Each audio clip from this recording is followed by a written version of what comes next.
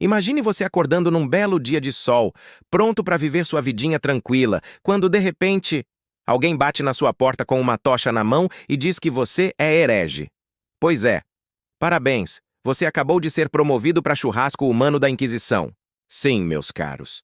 A tal da Inquisição não era exatamente um grupo de jovens cristãos que se reuniam para cantar músicas e distribuir abraços.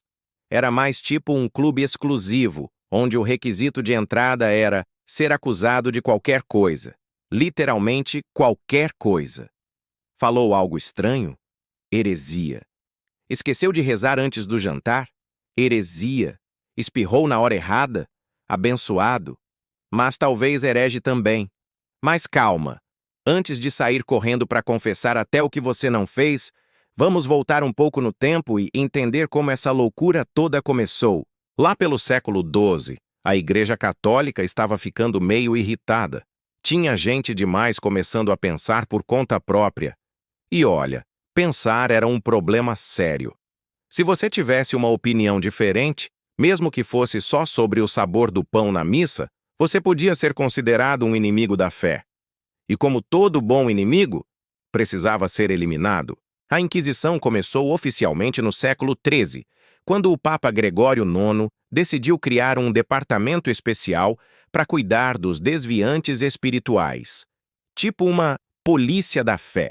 Só que em vez de boletim de ocorrência, você recebia cordas, tortura e às vezes uma fogueira quentinha.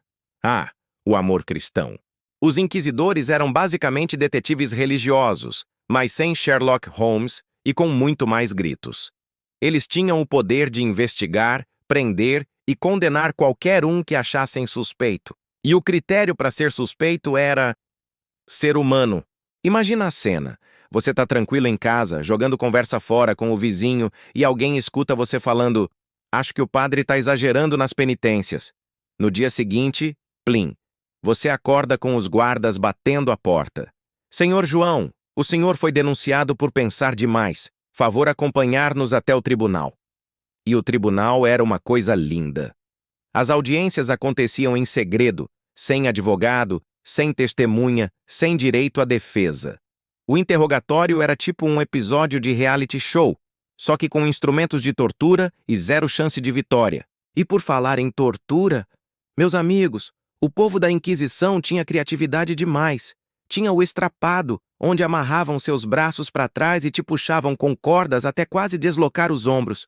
Tinha a donzela de ferro, um caixão de metal cheio de espinhos por dentro.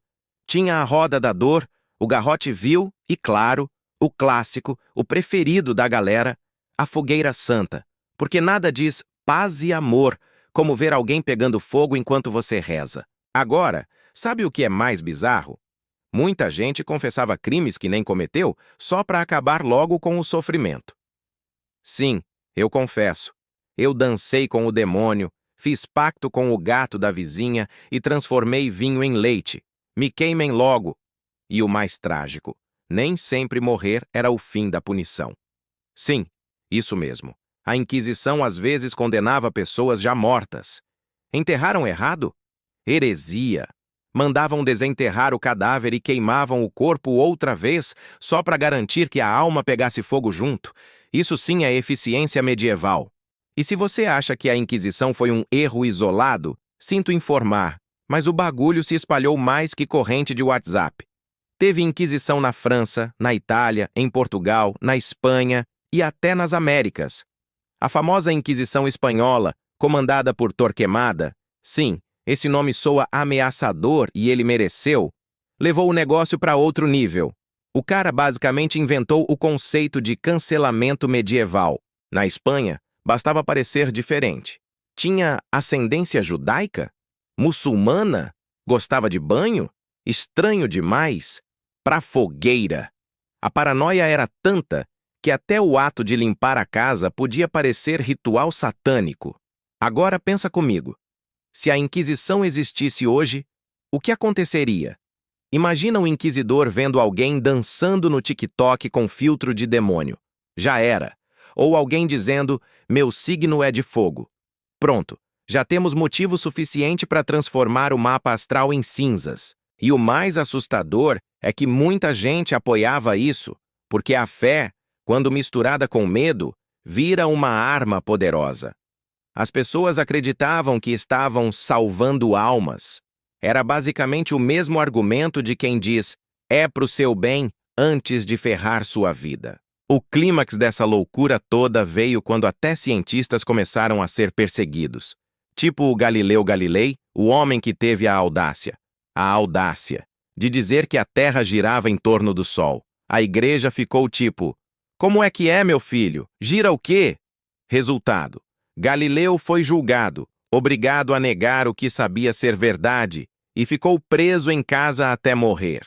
Sim, a Inquisição inventou a prisão domiciliar antes mesmo do Wi-Fi.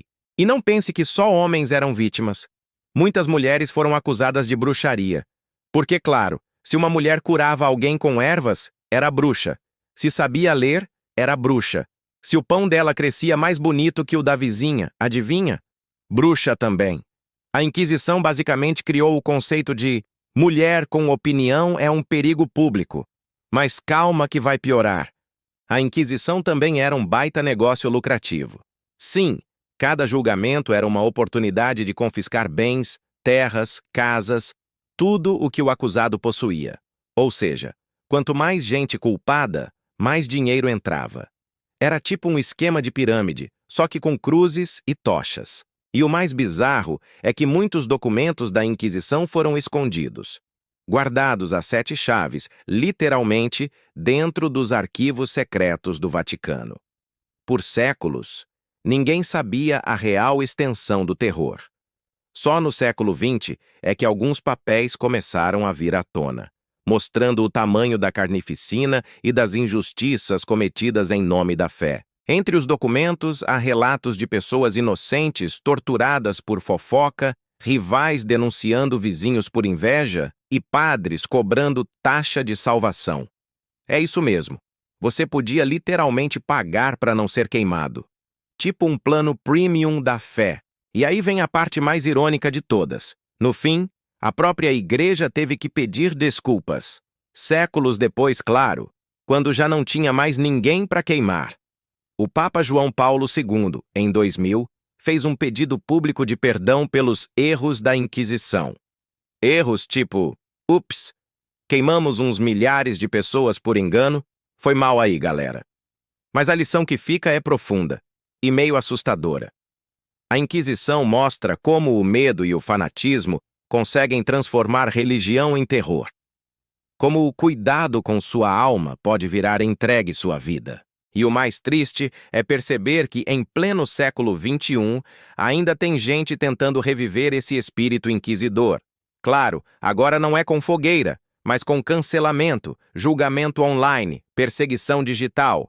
A tecnologia mudou, mas o instinto humano de caçar culpados continua igualzinho.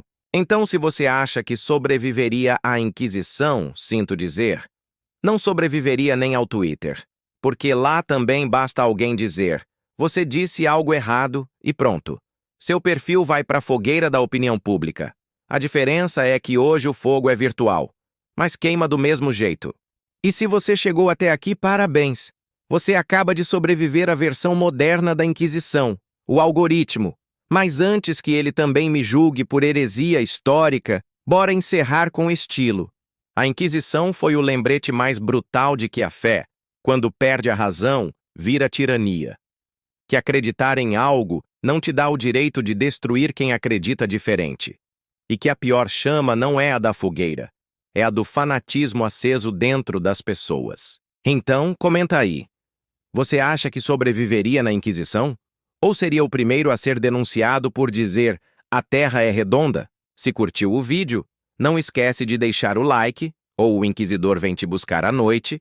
Se inscreve no canal para mais histórias absurdas da humanidade e compartilha esse vídeo com aquele amigo que vive dizendo: naquela época era tudo melhor.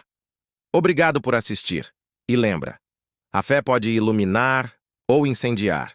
Depende de quem segura o fósforo.